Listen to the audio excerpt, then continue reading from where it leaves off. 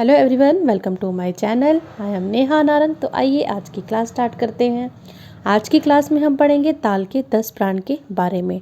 तो जिसने भी अब तक मेरे चैनल को सब्सक्राइब नहीं किया हो तो चैनल को ज़रूर सब्सक्राइब कर ले और बेल आइकन का बटन दबाना ना भूलें। तो आइए आज का टॉपिक स्टार्ट करते हैं, ताल के 10 प्राण। तो हर ताल में 10 बातें अवश्य होती हैं। इन 10 तत्वों को ताल के 10 प्राण कहा जाता है। पहला पॉइंट है हमारा काल का। काल का अर्थ है समय। सारा संसार काल के अधीन है, समय के अधीन है। तो संगीत में जो भी समय लगता है उसे काल कहा जाता है। सेकंड पॉइंट है क्रिया। किसी भी ताल की मात्राओं को गिनना क्रिया कहलाता है। ताली लगाना या फिर हाथ पर मात्राओं को गिनना या यह सब क्रिया के अंतर्गत आता है। क्रिया दो प्रकार की होती है, सशब्द क्रिया और निशब्द क्रिया। तो सशब्द क्रिया क्या होती है देखते हैं। इस क्रिया में ताल की मात्राओं की गिनती करते समय आवाज़ की जाती है या फिर ये भी कह सकते हैं कि ताली लगाई जाती है। तो ये सब आपका सशब्द क्रिया के अंतर्गत आता है। जब हम ताल की मात्राओं की गिनती करते हैं उस समय आवाज़ आती है तो उसे सशब्द क्रिया के अंतर्गत रखा गया। और निशब्द क्रिया में क्या होता है, इस क्रिया में मन ही मन या फिर उंगलियों पर बिना आवाज़ की मात्रा को जो है गिना जाता है। थर्ड पॉइंट है कला का। ताल में काल की इकाई को कला कहा जाता है। अब कला का अर्थ क्या है? कला का अर्थ है अवयव। इस अवयव को मात्रा कहते हैं। जैसे कि आपको पता है कि ताल में मात्रा का इम्पोर्टेंट रोल होता है। तो इसी आधार पर क्या बनते हैं, विभाग बनते हैं आपके। मार्ग, निश्चित काल से युक्त मात्राओं के समूह को मार्ग कहते हैं। ताल की प्रथम मात्रा से लेकर अंतिम मात्रा की जो दूरी होती है वो मार्ग के अंतर्गत ही आती है। मान लो आपकी ताल कहरवा है, ताल कहरवा में आपकी 8 मात्राएं होती है। तो पहली से लेकर 8 मात्रा तक जो आपकी दूरी है वो किसके अंतर्गत आती है, मार्ग के अंतर्गत आती है। फिफ्थ पॉइंट है अंग। ताल के समय में जो भिन्न भिन्न भाग होते हैं वे अंग कहलाते हैं। अंग में वर्णों का समय तथा मात्राएं जो है वो निर्धारित की जाती हैं। अंग 6 प्रकार के हैं। इनके नाम, चिन्ह तथा मात्राएं इस प्रकार हैं। अंग के नाम ये हैं आपके 6: अनुद्रुत, द्रुत, लघु, गुरु, प्लुत, काकपद। आगे चिन्ह की बात की जाए तो ये चिन्ह है। और मात्रा यानी कि अनुद्रुत का जो प्रयोग है एक मात्रा के लिए किया जाता है। और चिन्ह क्या है इसका आप देख सकते हो। सेम द्रुत का जो चिन्ह है 0 और इसका प्रयोग 2 मात्रा के लिए किया जाता है। लघु की बात की जाए तो इसका चिन्ह ये है और इसका प्रयोग जो है 4 मात्रा के लिए किया जाता है।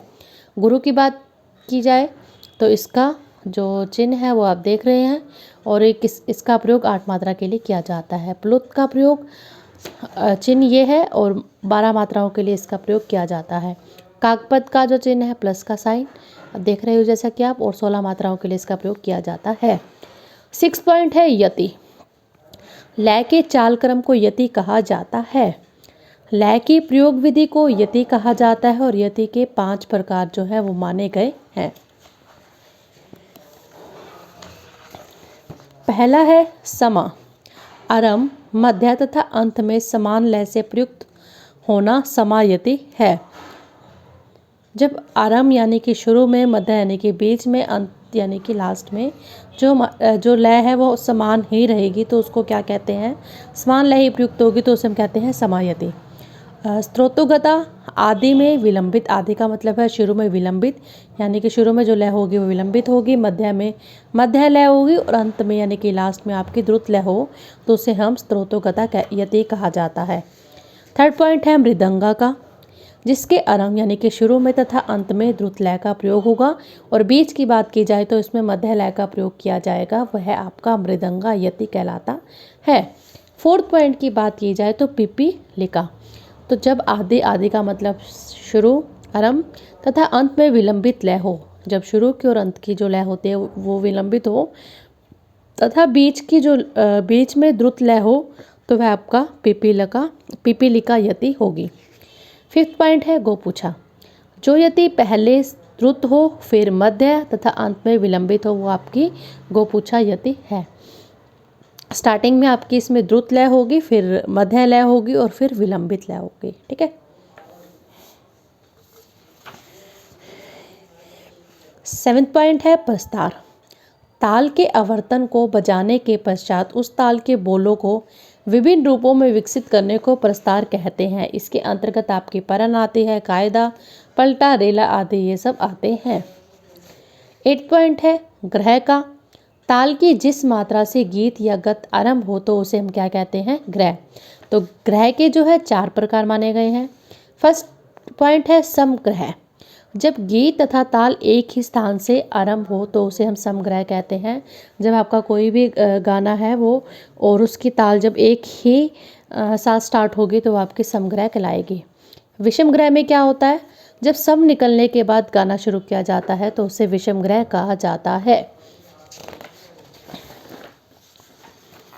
3rd पॉइंट है अतीत ग्रह। सम का अंत होने पर जब गाना शुरू करते हैं तो उस स्थान को अतीत ग्रह कहते हैं। इसमें क्या होता है? सम के अंत पर इस गाने को शुरू किया जाता है तब आपका अतीत ग्रह कहलाता है। अनागत ग्रह, गायन का आरंभ पहले ही हो जाए तथा ताल जो है बाद में शुरू हो, आरंभ हो तो उसे हम अनागत ग्रह कहते हैं। 9वां पॉइंट है आपका लय का। लय में क्या है? ताल की गति को लय कहते हैं। ताल की गति अलग अलग होती है, लय भी अलग अलग ही होती है। संगीत में लय के जो प्रकार हैं वो 3 मुख्य रूप से माने गए हैं। पहले है विलंबित। विलंबित का मतलब क्या होता है? धीमा। जिस लय की गति बहुत धीमी हो उसे हम विलंबित लय कहते हैं।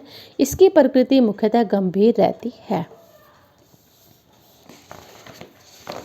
सेकंड है आपका मध्य लय। मध्य का अर्थ होता है बीच में।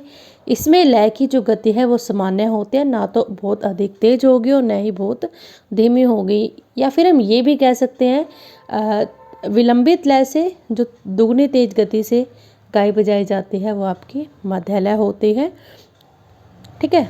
और द्रुत लय से